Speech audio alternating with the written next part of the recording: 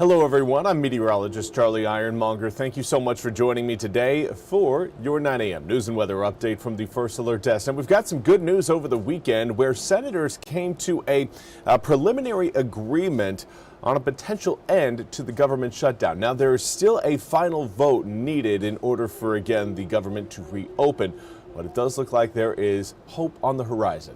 NBC's Alice Barr has more from Washington.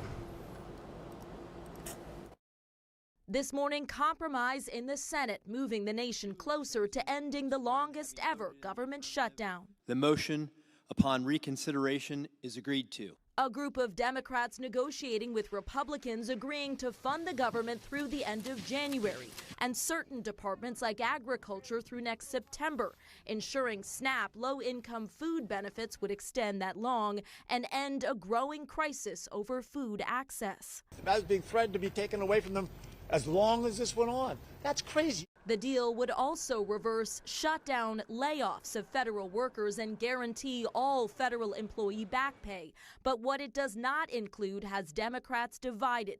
Nothing on health care or extending Affordable Care Act subsidies. Over 20 million Americans are going to see at least a doubling in their premiums in the Affordable Care Act. Democrats who voted yes say tying a government funding vote to the health care issue simply wasn't working. This agreement includes the promise of a Senate vote on the Obamacare subsidies by mid-December before they expire at the end of the year. And Democrats argue if Republicans vote it down, they can own the disastrous premium increases that will continue to rise. They will own the fact that Americans across this country are going to lose access to health care. President Trump and Republican leadership projecting confidence. It looks like we're getting close to the shutdown ending. I'm optimistic. Though several key steps remain, most notably securing passage in the House, where many Democrats are already voicing opposition.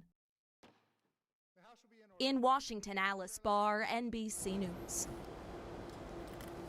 Well, thank you very much, Alice, for that report. We now want to turn to another story we've got out of Edgecombe County, where a man is now facing first-degree murder charges.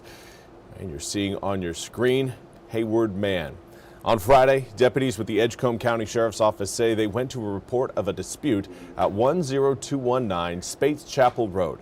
While deputies were on their way, they say they got a call that a female at the same place had been shot. When they arrived, deputies say they found Juanita Wilkins with multiple gunshot wounds. When EMS arrived, Wilkins was taken to ECU Health Medical Center for more treatment. Now, deputies learned that Hayward Man, the boyfriend of Wilkins, had fled the scene before they arrived. Now, a short time later, deputies say they found a man and he was taken into custody. Also, a gun was found during his arrest. Man has been charged with attempted first-degree murder. He was taken to the Edgecombe County Detention Center under no bond. And now for a look at your weather forecast. Tonight is going to be a freezing one. Yes, that is right, a freezing one. We've been talking about it since last week, and tonight is the night where those air temperatures are going to be dropping down below freezing across most of eastern North Carolina. Get ready for the chill. It is here to stick around for about maybe about a day or so. Do want to say good morning to Amanda Bloom. Thank you so much for joining us from Maysville and Jacksonville. As far as the details for tomorrow morning, we're looking at a wind chill between around 22 to 27 degrees. Now, early morning air temperatures will be between around 29 to 33 degrees. Those of you watching along the immediate coast, probably not going to see a freeze, but a frost is absolutely in the cards. We're looking at a cold air mass that's going to damage any cold sensitive plants. If you've got pets that stay outside, make sure that they have what they need in order to make it comfortably through the night, whether that's extra blankets, maybe an outdoor heater, whatever you need, again, to make sure that those pets are comfortable during the cold. And of course, don't forget to winterize those pipes. Here's a look at that cold air going to be moving in later on tonight into tomorrow morning. It's really moving in through the day today, but you're really going to feel that chill early tomorrow morning. The good news is it's not going to stick around for too long. We'll see it for really today and then again tomorrow.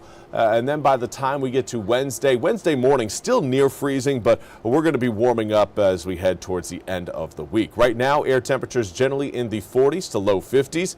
It's going to again be a day defined more by the chill and the northwesterly winds that's going to help keep our air temperatures from getting too warm. Yeah, we've got some sunshine planned for today, but air temperatures not going to reach our average. Normal this time of year is right around the mid-60s. We're going to be staying in the mid-50s today, with overnight lows dropping down again into the upper 20s to low 30s. So through today, looking again at mostly sunny skies.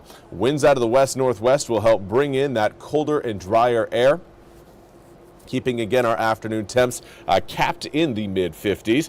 Later on in the evening, again, cloud cover starts to roll in.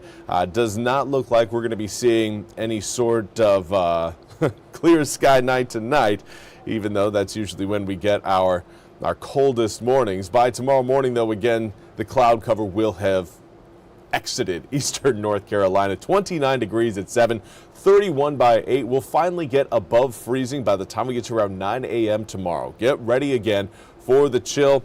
As far as tomorrow afternoon goes, highs in the upper 40s, mid to upper 40s, that is. Wouldn't shock me if we had a few areas actually stay in the mid 40s for your hottest temperature tomorrow. So going to again be a chilly Veterans Day. Make sure you thank a veteran for their service.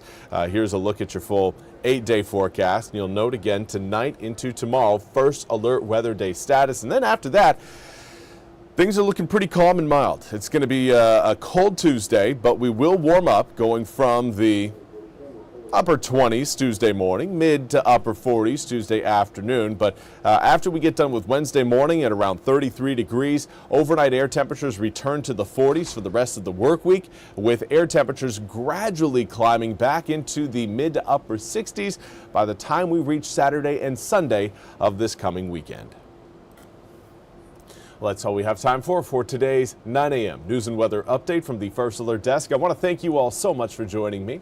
We'll be back with more news and weather coming up at the top of the hour. Until then, I hope you all have a fantastic Monday.